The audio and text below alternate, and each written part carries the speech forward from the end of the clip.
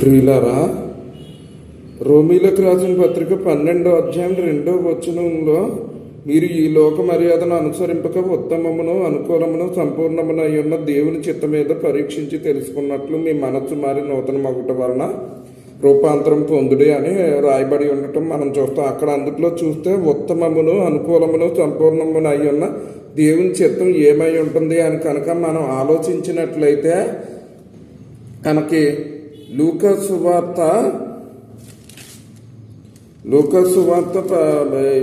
10వ అధ్యాయంలో 10వ అధ్యాయము 39 నుండి 42 వచనాల వరకు చూస్తే కనుక అక్కడ ఇద్దరు సిస్టర్స్ మరియా అండ్ మార్తను మనం చూస్తాం.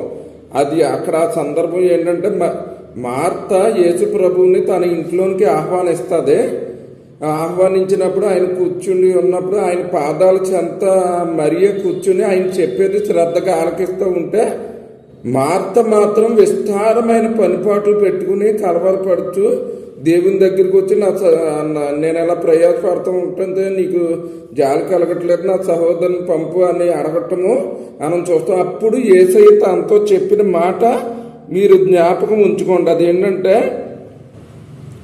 మార్త నీవు విస్తారమైన పనులు పెట్టుకుని ప్రయాసపడుతున్నావు, కానీ అవసరమైనది ఒకటే, మరియా ఉత్తమమైన దానిని ఏర్పరచుకొని ఉన్నది, అది ఆమె యొద్ద నుండి తీసివేయటం కుదరదని చెప్పి మనము 41వ వచనంలో అందుకు ప్రభు మార్త నీవు అనేకమైన పనులను గూర్చి విచారం కలిగి తొందరపడుచున్నావు, కానీ అవసరమైనది ఒకటే, మరియా ఉత్తమమైన దాన్ని ఏర్పరచుకున్న అది ఆమె యొద్ద నుండి తీసివేయబడదని ఆమెతో చెప్పాను.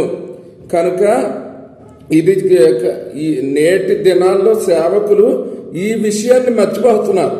అందరూ ఆ మార్త వల్లే విస్తారమైన పని కలిగి దేవుని కోసం ఏదో చేసేయాలి, ఆత్మను సంపాదించేయాలి, రకరకాల ఆలోచనలతోటి వృధాగా ప్రయాసపడుతున్నారు. కానీ మరియ వలె దేవుని పాదాల చెంత కనిపెట్టడం వాళ్ళు మర్చిపోయారు.